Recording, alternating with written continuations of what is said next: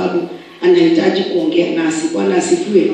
Asubuhi ya leo nikawaelezea kwamba wale hatukuwa pamoja wengi asubuhi.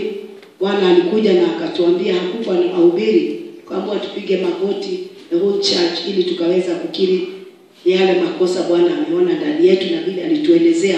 Bwana asifiwe. Na hakika ya kushangaza ni ya kwamba he had given me this word which is Hosea 4. Bwana asifiwe. Na ni neno ambalo hata mimi niliangalia na nikawa kama ninataka kuwa nzito kwa moyo wangu, lakini hakika nikaelewa when he spoke to us in the morning, nikaelewa he meant what he was telling us. Bwana asifiwe. Sababu zingine unaweza kutishika ama uone now what will I say or what will I tell the people. Bwana asifiwe. Lakini anaongea katika Hosea 4.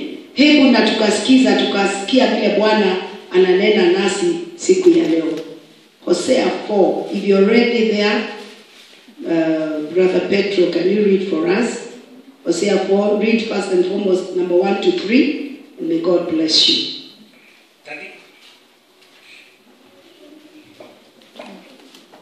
Dadikeliani uhara wa Jehova inyusi ya Israeli.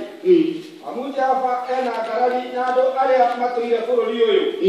Ne odore otire uhara wa ma kana oturi kana omenya wa kumenya Ngai uri theine wa bururi uyu. Otire uhara uke uri ho tiga kwihita na gucoka kwihia uhoro ucio. Nike kuragana na kuiya na gutharania.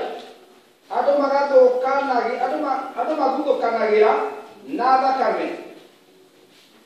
Ado magutokanagira na thakame ekahutania na thakame iria ingi.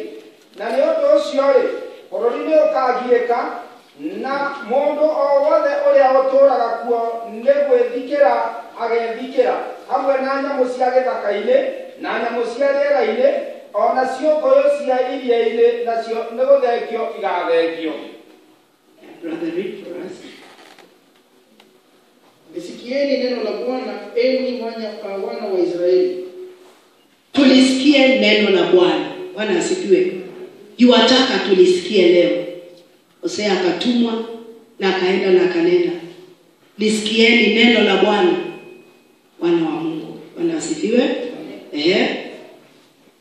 Kwa maana Bwana ana mateto nao wakao katika nchi. Ana mateta na wale ambao wakae kwa nchi. Kuna jambo ambalo Bwana anaona. Bwana asifiwe. Kuna teta Bwana amesimamisha kwa wale watu ambao wanakaa kwa nchi. Anaendelea na kusema nini? Kwa sababu hapana kweli wala fadhili wala kumjua Mungu katika nchi. Hakuna nini? Mpaka urudie hiyo pole pole. Kwa maana Bwana ana mateto nao wakao katika nchi, kwa sababu hapana kweli wala fadhili wala kumjua Mungu katika nchi. There is no truth or mercy or knowledge of God in the land. Bwana asifiwe. Bwana ana mateta. The Lord has brought charges against the inhabitants of the land. Mtu saidi amepelekwa kotini. Siku na mashtaka upelekwa, anaambiwa umefanya haya na haya. Bwana asifiwe. Na nikitazama hili neno ni kama vile hivyo. Kwa sababu Bwana ananena kuhusu watu wa ile nchi, watoto wake. Bwana asifiwe. And he brings a charge against the inhabitants of the land. Hallelujah. Charges zake ni zipi? Mateta ambaye Bwana analeta ni yapi? Hallelujah. Ni nini Bwana ananena wakati analeta these charges, wakati ameleta haya mateta? Hallelujah. Anasema there is no truth. Kwa Kiswahili imeambiwa nini? Hapana kweli. Hapana kweli. There is no truth. Hallelujah. Because amongst us, akiangalia anakosa ukweli. Bwana asifiwe. Amongst us anakosa ukweli. Kuna mahali Biblia husema kila mtu uongo mwingine na ule mwingine. Praise the name of the Lord. The truth, that is Jesus Christ, the truth himself. Ule ukweli Bwana akitazama miongoni mwetu inakosa. Bwana asifiwe. Hallelujah. There is no truth. Na nini nyingine? Wala fadhili. Wala fadhili or mercy or huruma. Bwana asifiwe. Akitazama anaona hata huruma hamna. Ukweli hamna, huruma or fadhili inakosa. Kuigua ndiranga na ipo ukweli wake. Kana utugi. Hallelujah. Gutire orotu bagori oke, gutire were di gutu wash oke. Bwana asifiwe. It is all about me, myself and I. Bwana asifiwe. Hallelujah. Ukweli unakosa, utugio kaga, kanava ikaga. Let me put it in a simpler word. Bwana asifiwe. All mercy in English. Hallelujah. So akiangalia amongst these people, kile anatarajia kupata huo ukweli, hiyo huruma au fadhili, akiangalia miongoni mwetu anaikosa. Bwana asifiwe. Hallelujah. You know, wana wa Bwana, wakati ambapo ni ukitazama wakati ambapo mtu anatafuta Mungu, utafuta Mungu hakika na bidii yake yote. Anapanda, anashuka milima, anaenda side left and left. Bwana asifiwe. But the moment Mungu amekuja katika maisha yetu, na hii ni weakness kubwa ambaye tuko naye kama wanadamu, we tend to set aside the truth. Bwana asifiwe. Ukweli tunauchukua, tunauweka kando, na tunatembea kulingana na vile sisi wenyewe tunaelewa ama vile sisi wenyewe tunajua. Huruma tunaiweka kando. Bwana asifiwe. Na most of the time kama tumeweka kando hiyo ukweli, unajipata hata yale ambaye tunafanya hayasimami katika ukweli wa Mungu. Ule mwingine hata akiwa na shida ama awe na ugumu, in fact utatafuta reason wachana na yeye. Yeye alienda nyuma, yeye hata hafanyi hii, yeye hata hafanyi hii. Bwana asifiwe. Huruma ama rehema ama fadhili zile za Mungu ambaye Biblia hutuambia ni mpya kila asubuhi, ambaye sisi tuko supposed kuwa kama huyo baba, unapata ya kwamba hamna ndani yetu. Bwana asifiwe. Hallelujah. And that is the weakness most of us have as Christians. Bwana asifiwe. Hallelujah. We don't have. Ni me, myself and I. Mimi pangu, hakuamini, mimi na mimi peke yangu. Bwana asifiwe. Ukweli hamna, rehema ama fadhili hamna, na nini nyingine? Wala kumjua Mungu katika nchi. Wala kumjua Mungu. But in the English version is saying, or knowledge of God in the land. Knowledge, kumjua Mungu. Na nikwenda wakumenya agai wanansi. Omenyo wakumenya agai. Omenyo wakumenya agai. Hallelujah. So nikore omenyo wakumenya agai.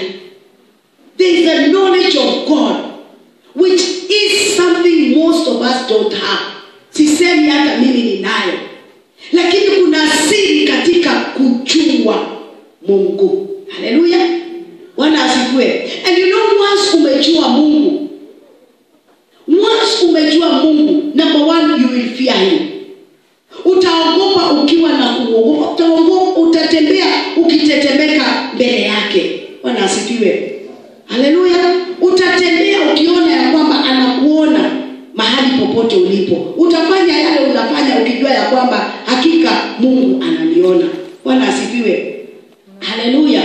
Like ukiangalia katika Proverbs 9:10 hapo mahali, kuna mahali inasema hallelujah, ya kwamba the fear of God is the beginning of wisdom. Bwana asifiwe. Kumjua Mungu.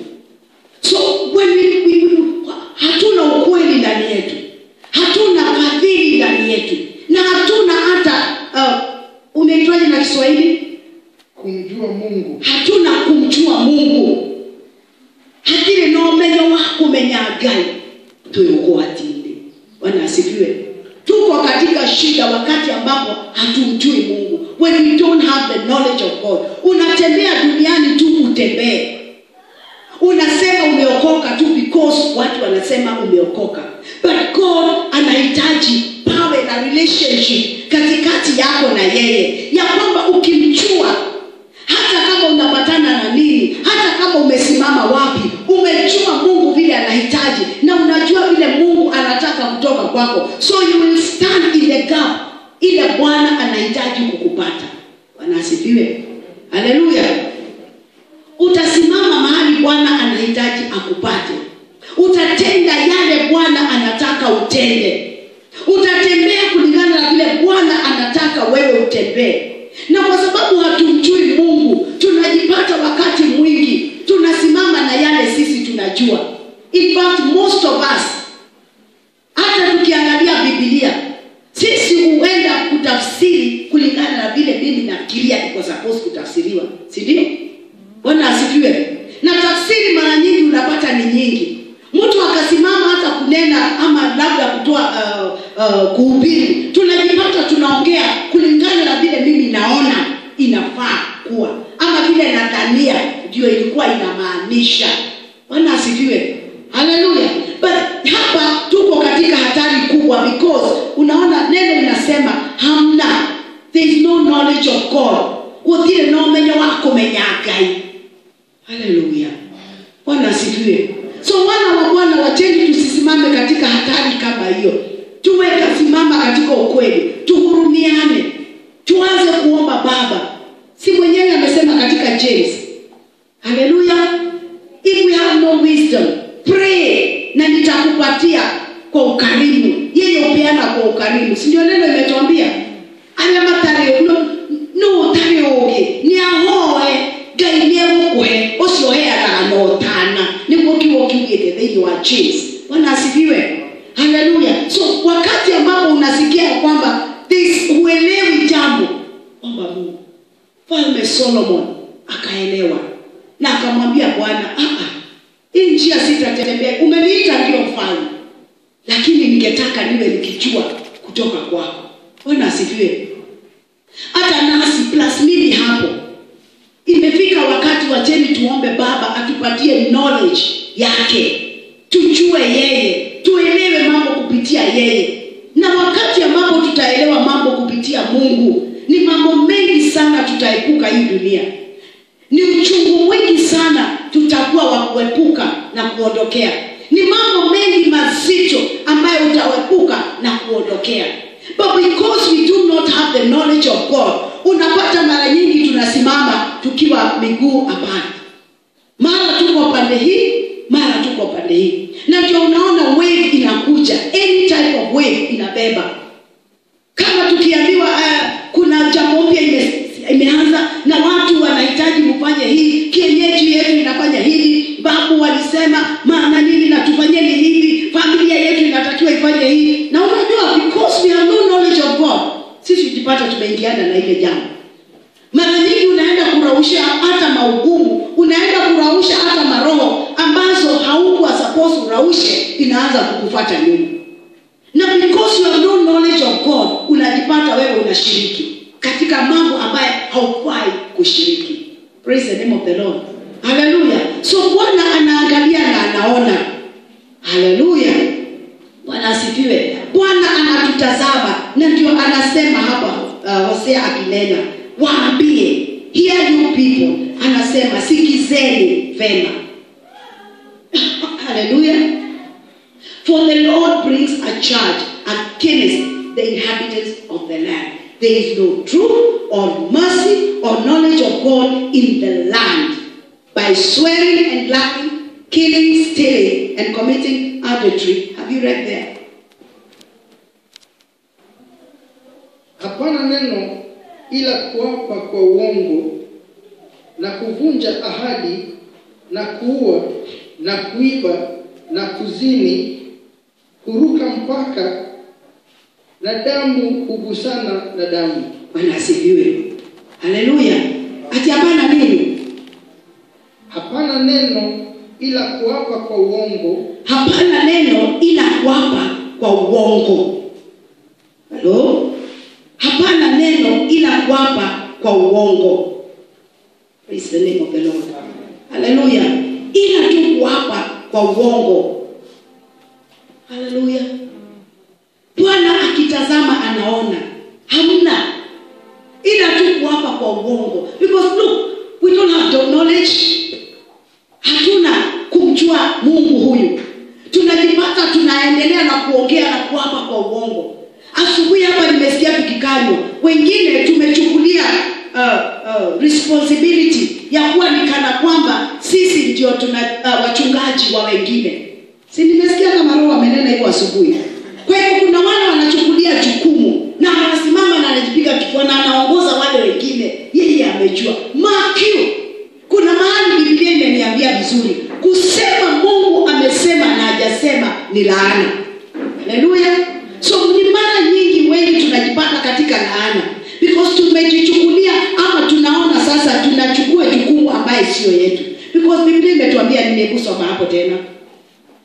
Hapana neno ila kuapa kwa uongo na kuvunja ahadi na kuua na kuiba na kuzini, kuruka mpaka na damu, kugusana na damu. Bwana asifiwe. Haleluya. Hapana mpaka. So we take steps without caring. Yale yote tunafanya, Mungu yuko huko mbali. After all, kile kinajalisha ni mimi vile nita accomplish kupitia huyu vile nitamwambia, huyu vile nitampanga, huyu vile ataniona, huyu vile tutatembea na yeye. That's all we are worried about. Bwana asifiwe. So there is a lot of lying. Na Bwana akitazama anaona. We sit and lie to each other. Mara nyingi watu wanakaa na wanadanganyana. Na wanapiga na mwingine anasikizwa na anafuatwa. But Bwana akitazama anaona hayo yote. Bwana asifiwe. Praise the name of the Lord. Oh hallelujah. By swearing and lying and killing and stealing and committing adultery, they break out and blood touches blood. Bwana asifiwe. They break out and blood touches blood. Oh hallelujah. Wakati ambapo haya yote yanaendelea, unapata ni kama kumalizana. Damu hii inamwagika, ingine inamwagika, hata ile ingine ijakauka, ingine inapata ile ingine. Because it's a continuous thing ya kumalizana kiroho. Bwana asifiwe. It's a continuous thing ya kuua watoto wa Mungu. It's a continuous thing. Hallelujah. And that is why the church, hakuna msimamo ambao unaweza shika useme, samani wana wa Israeli wakitembea na Mungu. Kulifikanga wakati hata adui anasema, haya, Mungu ni Mungu. Haleluya. Mfalme Nebukadnezar alirudi akasema, Mungu ni Mungu. Aabudiwe huyo Mungu. He was not an Israelite. Bwana asifiwe. Lakini kwa matendo ambayo baba alikuwa akitenda katikati ya wana wa Israeli, wengine walitazama na wakaona huyo Mungu. Bwana asifiwe. Naye huyo Mungu anahitaji saa hizi watu wakikuangalia wewe, wakiangalia kanisa lake lile ambalo aliendea msalabani akakomboa, ili kanisa likaitika his bride. Akiangalia na ndivyo alifanya hiyo kazi kwa uchungu, akitazama bride wake, hata aitiki bride wake kweli. Bwana asifiwe. Darete kama hiki wanatorome nitodore ni thakame ihorete kuo wewe hautakuyoria thakame hao. But wakati ambapo unaua, wakati ambapo unaendelea na kumaliza wana wa Mungu, wateule wa Mungu, brides wa Mungu, sio ni kumwaga umemwaga damu. Bwana asifiwe. Haleluya. Tuko katika danger wana wa Bwana. Na tuwachange kuassume the ile wewe unajua ama the little that you understand, ama akili yako ile inakama vile umesikia pengine kunafanya na unaendelea na kuona hiyo. We in a lot of danger because most of it even ni vile mtu mwingine anafanya anafanya, sisi chukuliana tunafanya. Bwana asifiwe. Haleluya. Ni mtu mwingine tunachukulia vile anafanya. Nilisikia ndugu akisema hapa, the son was asking him, "Dad, kwa nini pastors wote nyinyi uhubiri?"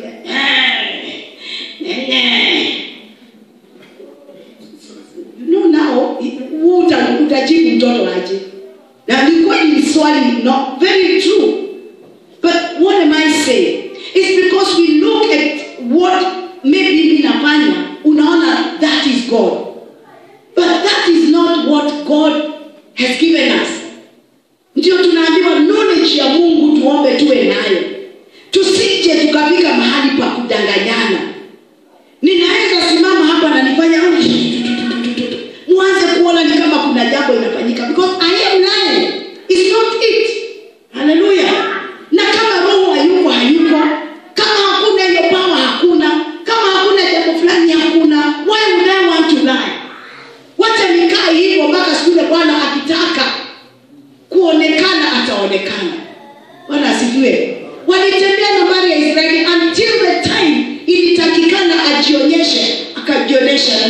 Na Mose anasema, "Kocheni muone mkono wa Bwana." Mose ndio akubali kufanya, saa ingine alikuanga amesukumwa kweli, ndio anarudi anafanya. Sio kimbelembele yake ilikuwa inampeleka. Bwana asifiwe. Alikuwa anamgoja, amesukumwa. Maka kumbuka kuna siku Zipora ilibidi asaka msaizi mtoto na chile akisave mume wake Mose. He was almost being killed. Si ndio? Wale ambao washasoma hiyo hadithi. He was almost being killed. Because what? Sikujituma anajituma, sikujipeleka anajipeleka. Mose ilikuwa ni kutake step lakini na uoga. Because it's not him. It is God. Naye Mungu anataka Mose aende. So Mose anasukumwa na Mungu. Lakini haendi kibelembele, hata mimi najua kuhubiri. Hata mimi naweza wekelea mtu mkono. You know, there's a lot of what is not of God. Na ndio Bwana akitazama anaona. Bwana asifiwe.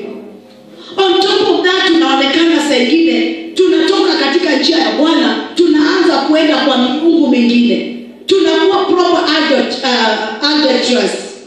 Bwana asifiwe. Tunaenda kuabudu miungu mingine. Sisi ambaye ni bride wa Kristo tunaenda kushikana na miungu mingine. Haleluya. Bwana asifiwe. Kwa hivyo akituangalia naona kuzini. Wewe umeenda na ukaenda. Unarudi tena kwa kanisa. Na hata hivi umefungilia hata vitu uliambiwa, shika hii ende umwake kwako. Shika hii ende uweke kwa chai. Shika hii ende uweke sijui wapi. Is that God? That is not God. Na ndio saingine anaona tukiwa kama hao adulterers. Bwana asifiwe. Sijui na Kiswahili wameitwa nini? Praise the name of the Lord. Na Kiswahili wameitwa nini? Na kuzini. Bwana asifiwe. Haleluya. Najua wale wana wa Israeli then walipokuwa walienda wakapata tribes zingine. Na zile tribes zilikuwa na miungu yao. So nao walikuwa naenda na wanaingiana na ile miungu. Bwana asifiwe. So Mungu akiangalia anapata hayo mambo yako katikati ya wana wa Israeli. May it not be so katikati yetu. Bwana asifiwe. Pasije pakawa hivyo ndani yetu. Because sisi wengi ukaa na utaenda na uende kutafuta huko nje. Kile utapata, kule utaenda, kile utaambiwa, kule utapewa, kile nini. Na wengi tumebeba vitu ati hii itanisaidia. Of course, hapo hakuna Mungu mnatembea naye. So akitazama katikati ya wana wa Israeli, alipata hayo maneno. Na ndio huyu anasema, there is no mercy, no knowledge of God in the land. In the land panakosekana mambo ya Mungu kuwa pale. Tuendelee, neno linasema nini? Kwa ajili ya hayo nchi itaomboleza. Na kila mtu akaaye ndani yake atadhoofika. Pamoja na wanyama wa kondeni na ndege wa angani. Naam, samaki wa bahari pia wataondolewa. Asifiwe. Haleluya.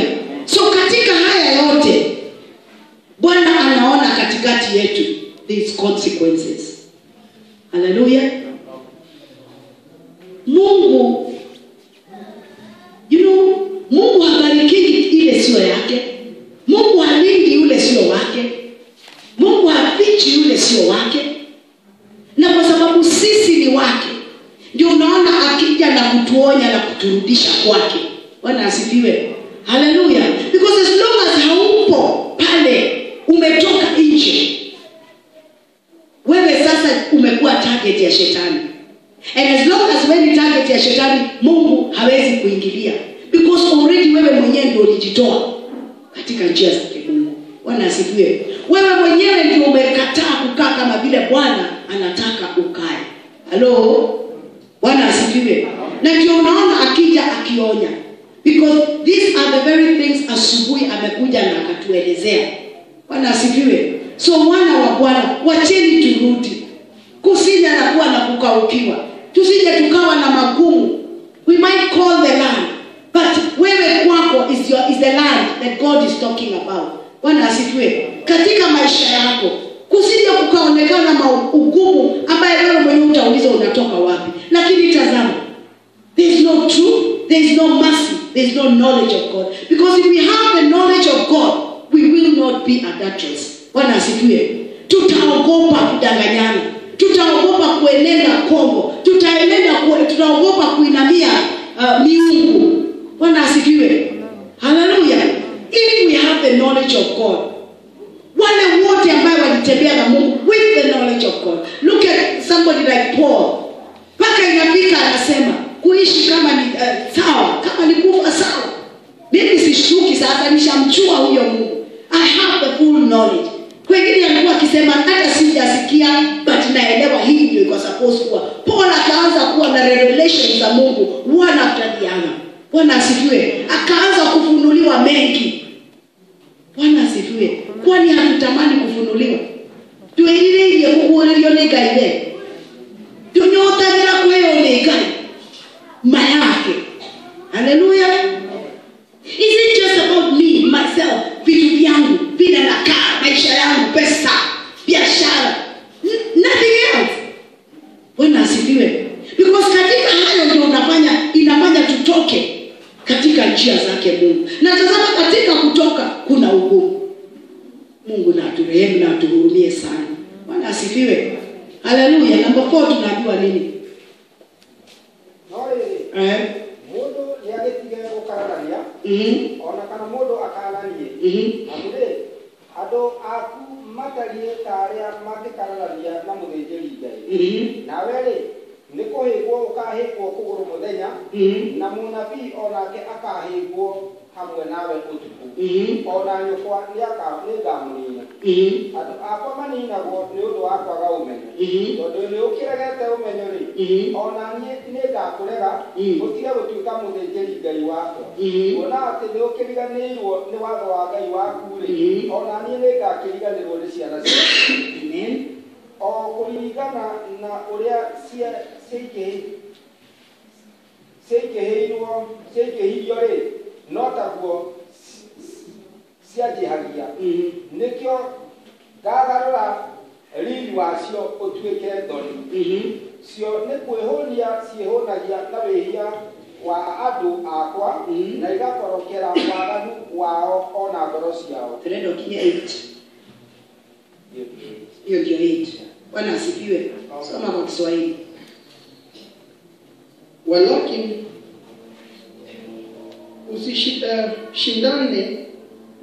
usishindane mtu wala mtu asikemee, maana watu wako ni kama wao washindanao na kuhani.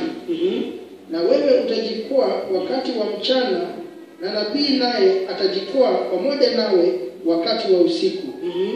Nami nitamwangamiza mama yako.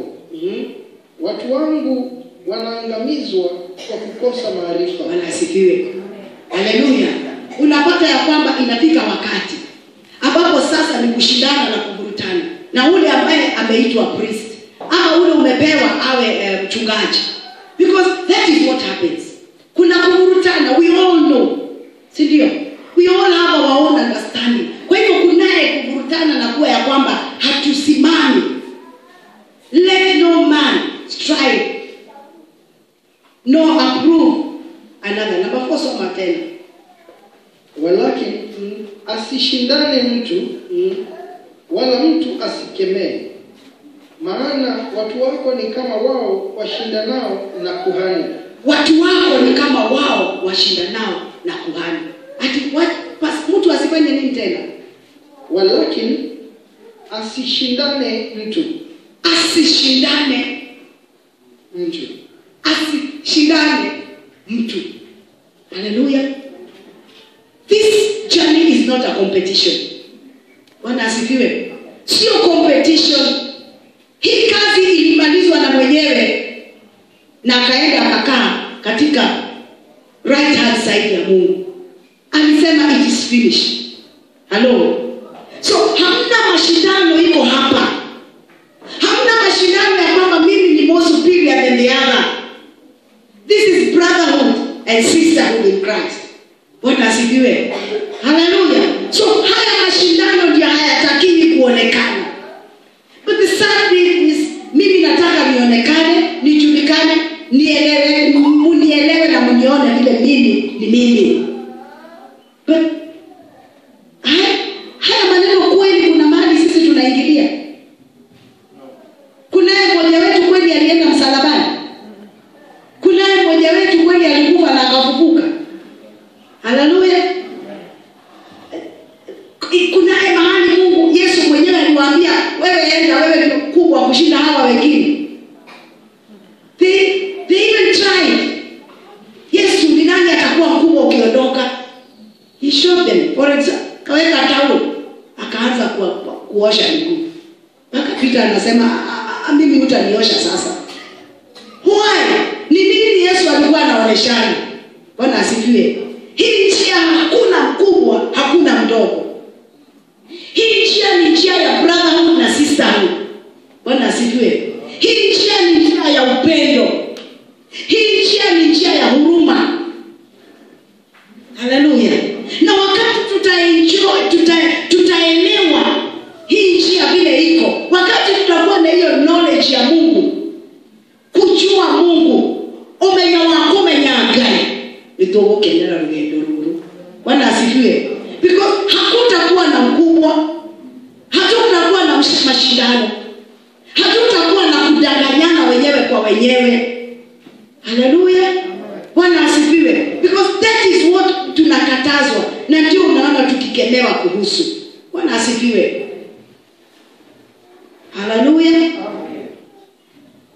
Endelea.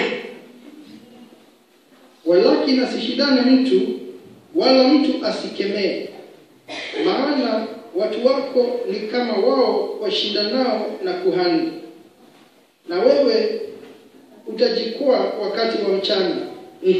Na nabii naye atajikwaa pamoja nawe wakati wa usiku. Bwana asifiwe. Haleluya. Katika hii yote tunapata wakati mwingine inafika wakati sasa ni kama watu ni malaika na Bwana asifiwe. Unapata inafika mahali mpaka wanaangushana wote. Si kohani, si wanabii, si nani, inaanza kuwa sasa ni kuangushana. Haleluya. Bwana asifiwe. Biblia imeniambia mahali pengine, forsake not the coming together of brethren. Bwana asifiwe. Tusisimamishe kuja pamoja.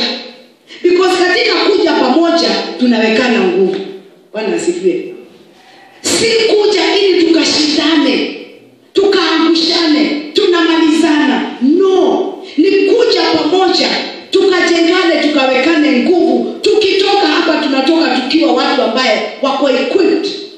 Hata ukitembea huko nje you are able kusimama na Mungu wako aonekane. Si katikati yetu ni nani kubwa, ni nani na mimi ameniambia na mimi nimekataa, hata na wewe tunaona ni no. That is not God.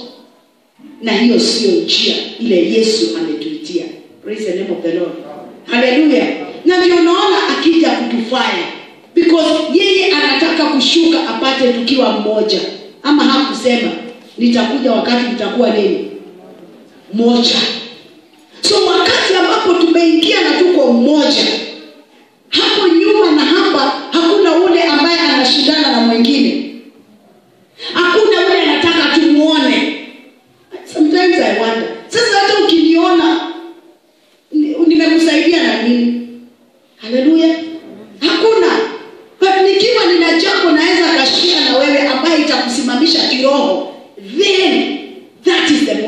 walking. Bwana asifiwe. Haleluya. Kwa sababu nami huko mbinguni nitakuwa Bwana ameona nimefanya kazi nzuri. Haleluya. Bwana na yeye akiona nimefanya kazi nzuri, nami nikitembea duniani, natembea nikiwa mtu ambaye amebarikiwa. Mtu anafichwa na Bwana, mtu anahifadhiwa na Bwana. Haleluya. So hii mambo ya kukorogana, because katika mkorogo huu na katika content hii na katika mashindano haya tunapata ya kwamba tunaangushana. It's not the priest, it's not the prophet, everybody down. Hebu endelea tena neno hiyo tuendelee.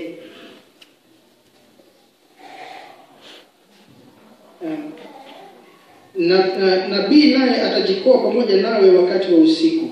Nami nitamwangamiza mama yako. Watu wangu wanaangamizwa kwa kukosa maarifa. Hello. Sikia. Kwa kukosa nini? That knowledge ile alituambia pale mbele. There is no knowledge of God. Na kwa kukosa hiyo maarifa, kwa kukosa hiyo knowledge ya Mungu, tunaangamizwa. Wakati ambapo tuko hapa tukikorogana, tukishindana, tukiambiana, tukidanganyana, tukiwa watu wazizi, tukifanya mambo ile yote tunafanya. Haleluya. Kama shetani amewapangia aache awaataa kuisha. Why? Because hapo nyinyi hamko katika Bwana. Na ndio tunaambiwa they perish for lack of knowledge. We have no knowledge ile ambayo tunarequire tusije tukaperish. Bwana asifiwe. Na ndio tunaambiwa my people are destroyed for lack of knowledge. Bwana asifiwe. Haleluya. They are destroyed. Bwana asifiwe. Haleluya. Sio kwa sababu ati Bwana hatupendi, sio kwa sababu ati hana nguvu. Bwana asifiwe. It's because hatuna hiyo knowledge hiyo ambaye Baba anasema. Bwana asifiwe. Because there is no that knowledge that is of God. Bwana asifiwe. Si ati yeye hatupendi. Haleluya. Ni kutokuwa na hiyo knowledge. Bwana asifiwe. Ati Proverbs 10. Haleluya. Ati tuombe hekima. That's James. Proverbs 10. Kwa kumwogopa Bwana tutaendelea na kupata wisdom. Children of God, si tumuogope, si tuanze kutetemeka mbele yake.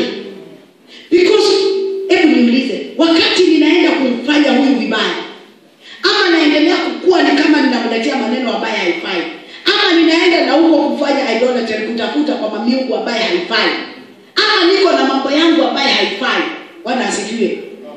Unataka kuniambia saa hiyo Mungu atakuprotect, atakupigania, atakuficha, atakubariki, atakuinua? Ask yourself. Haleluya. Atakubariki, atakuinua, atakutendea.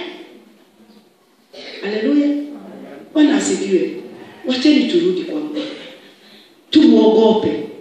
Because ona, tunaambiwa kuna kuangushana plus hata na prophets plus hapa wale watumishi wa Mungu, everybody, because they are contending, fighting, pulling each other. No, hapana, sio hivyo, ni hivi. Hapana, alisema we all think we know. Kutoka siku ya leo wacheni tuombe Bwana atupatie knowledge yake. Bwana ni awoshe Bwana. Umenyo wako umenyake. Umenyo wako umenyake. Mauto magai nebu. What? Umenyo wako umenyagai. Bwana asifiwe. Once you have that, tutatoboa. Hallelujah. Once we know that, tutatoboa. Na kina David knew that. Daudi alijua, na ndio unaona hata alikuwa akimbia Mungu, nguo zinatoka, bibi anapiga kelele, anajua wewe piga kelele tu. Huyu Mungu ninamjua. Kama zimeguza moyo wake, leo nimeruka hivi ataniokoa. Wewe nenda nako. Huyo mwanamke si alilaaniwa? Hakupata mtoto. Bwana asifiwe. Alilaaniwa. Huyo ambaye alienda kupigia kelele mfalme. Unashinda ukiruka hapa hata hivi wewe mfalme. Nguo zinakuanguka na wewe mfalme gani wewe? Aren't you ashamed of yourself? amefurahia. Daudi ameruka, nguo zimeanguka. Haleluya. Mungu alikuwa amefurahia hiyo sifa. Niliwaambia niliona mchana kama saa hii tukisifu kwa kanisa Nairobi. Mimi nikaona mguu mmoja hivi. Nikienda chini nikiruka hivi nikashindwa aje. Tulipoendelea na kurukaruka na kusifu. Na sasa hiyo tulikuanga na kina shosho wengine wameruka huko, hakuna huko hata na shosho anajikaza. Hata alikuanga hivi ndio shosho, but she used to jump and both legs. Alikuwa anaruka na miguu zote hivi na zote mbili. Bwana asifiwe. The second time niliona miguu yote mbili ya huyo ambaye alikuwa ameketi katika kiti cha enzi. Hivi kiti kubwa. Niliona sasa both legs. Alafu kama Daudi basi alikuwa na sifu saa hiyo. Na Mungu already alikuwa ameshaanza kuenjoy hiyo sifa. Asikie huyu mama anatukana mume wake. Haleluya. Akalaaniwa. Hata mtoi huo hakuna mahali tumemsikia. Oh, haleluya. Bwana asifiwe. Tunarudi kuona mfalme akizaliwa na mwingine ambaye Daudi alioa, ambaye alikuwa wa kuiba na akawa wa kuzaa, lakini naye kutoka kwa huyo akazaa mfalme. Mungu. Unataka kuniambia wewe unaelewa Mungu? Bwana asifiwe. Ikijwaje kwa yaka hii. Niona na mtumia, nyeja mtumia niona moduli. Na mtumia wao ndio washi anasoro. Oh, hallelujah. That is the God we serve. You can never fathom God. Tukimumenya. Ndio kama tumuombe atupatie tu hekima ya kwanza kutembea na yeye. Na tunaelewa, tuache kuweka hekima yetu. Tuache kuweka kujua kwetu. Tuache kuweka yale yetu, because tazama Biblia imetuambia we are destroyed because of lack of, because we are so busy. Ukisema na ukifikiria na sasa ona huyu na sasa hao na ule na sasa mami na mimi nimejua. Haleluya. You so busy. Badala ya kuenda kwake mwanze kumjua na kutembea na yeye. Daudi knew God, and that is why hata kikosea alikuwa anarudi kwake. Na angalia, na wanasikizana na baba yake. The first child alikufa. Na alikuwa amejifunga, mtoto alipopasa akasema sawa. Na anaulizwa na watu wake, kwani unakula? Si ulikuwa umejifunga? Akasema sasa najifunga. Kama ameenda si ameenda. Na akaendelea na life. Nilikuwa najifunga nikimsii. Afanye nini? Amuokoe. So this man alielewa kutembea na Mungu ni kusema nini.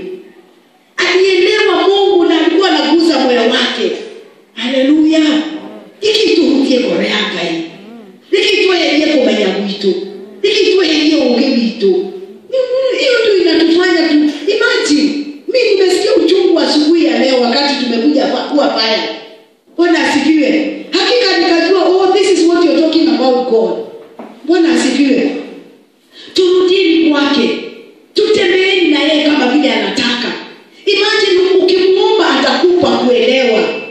Ataanza kukufungua macho. Uwe na insight na understanding ya hizi njia zake. Sio ngumu hivyo tunadhania, lakini kile kinafanya ionekane ni kama ngumu ni hekima yetu. Bwana asifiwe. Lakini hatuna knowledge ya Mungu. Hallelujah.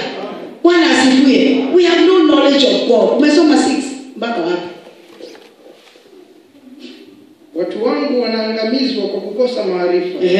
Kwa kuwa wewe umeyakataa maarifa, mimi nami nitakukataa wewe. Usiwe kuhani wangu mimi. Kwa kuwa umeisahau sheria yangu, umeisahau sheria ya Mungu wako. Sasa tazama. Hebu soma tena hapo. Tazama na leo kwanza, Mungu kwa iwe hiki. Ado akwa kanina go nyodo akwa ga umenyo. Nyodo akwa ga umenyo. Todo ne ukiragete umenyori. Todo nyoregete umenyori. Ona ndiye ka kurega. Na ikorege. Utiga gutuika muthejeri ngai wako. Utiga gutuika muthejeri ngai. Ona ate ndio kiriganirwo ni watho wa ngai waku ri. Ona ndiye ka kiriganirwo ni ciana ciaku. Rora. Bwana asifiwe. Kutokuwa tu na knowledge ya Mungu. Umekataa. Soma kwa Kiswahili. Watu wangu wanaangamizwa kwa kukosa maarifa. Kwa kukosa maarifa. Kwa kuwa wewe umeyakataa maarifa. Kwa wewe kukataa maarifa. mimi nami nitakukataa wewe. Mimi nami nikukatae. Hebu tu kuangalia wana wa Bwana, hebu kukataa maarifa, kukataa knowledge. Kwa sababu ya kukataa hiyo, na yeye anakukataa. Hiyo tu, anataka tu ukae pale, aanze kukufundisha. Fanya hivi, fanya hivi, fanya hivi. Nakumbuka juzi tukikumbuka vile alipelekwa Mombasa, TZ, akaambiwa huku ndio watu wako wanaangaliliwa, watoto wako wanaangaliliwa. Akaona manyungu 4 na watoto wake, kila nyungu inafikiria ilikuwa ina represent mtoto mmoja. Akauliza, watoto wangu? Vile Mungu mwambia sasa ile yeye amina Mungu. Nikaanza akauliza, watoto wangu?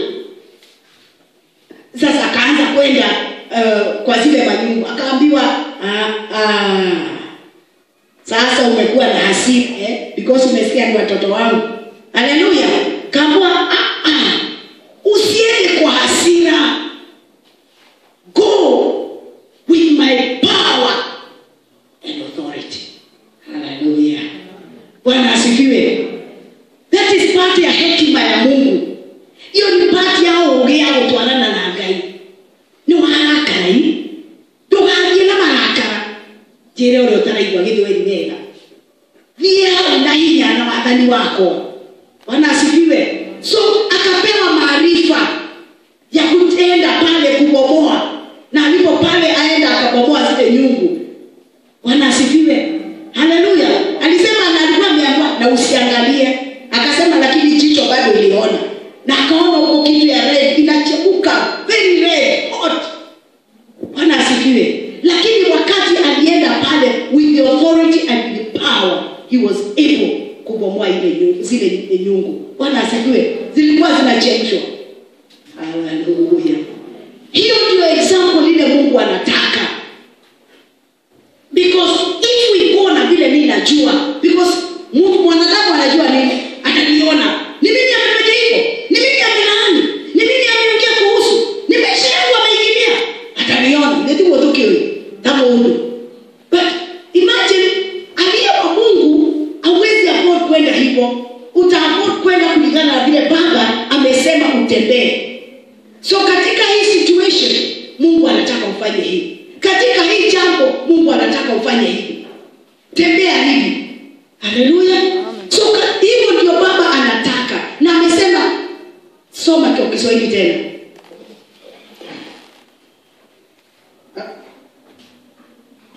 Na wewe watu wangu wanaangamizwa kwa kukosa maarifa. Kwa kuwa wewe umeyakataa maarifa, mimi nami nitakukataa wewe. Mimi nami nitakukataa wewe. Usiwe kuhani wangu, usiwe kuhani kwangu mimi. Usiwe kuhani kwangu mimi. So kuna wengi already tumepingwa na Mungu. Why? Because hatujachukua maarifa yake na kutembea nayo. So unaweza sema nitakuwa kuhani, nitakuwa nini, nitasimama niwe wapi? And that is why we are not seeing result in the church of God. Bwana asifiwe. Why? Because hatutumii maarifa ya kutoka kwa Mungu. Nataka kufanya vile niliona mwingine akifanya. Nataka kufanya vile mwingine nasikia akifanya. Nataka kufanya vile mwingine ninaona akifanya. Ninadhania that is what the Lord wants. Bwana asifiwe. Lakini wakati ambapo tutakubali yale maarifa yaje ndani yetu, hakuna siku Mungu atakutukataa. Na tutaenenda dunia na tuendelee na kushinda. Utakuwa kwako nyumbani na utakuwa ukishinda. Katika kazi yako utashinda. Bwana asifiwe. Hallelujah. Praise the name of the Lord. Because anasema tusipo. Hallelujah. I will also reject you. Why? Because you have rejected knowledge. I will also reject you, that you shall be no priest to me. See, you have forgotten the law of your God. I will also forget your children. Bwana asifiwe. Turudini kwa Mungu. Tusikizeni Bwana. Na kama hajakupatia go ahead ya kitu, endelea na kuomba mpaka akupatie go ahead. Usijipeleke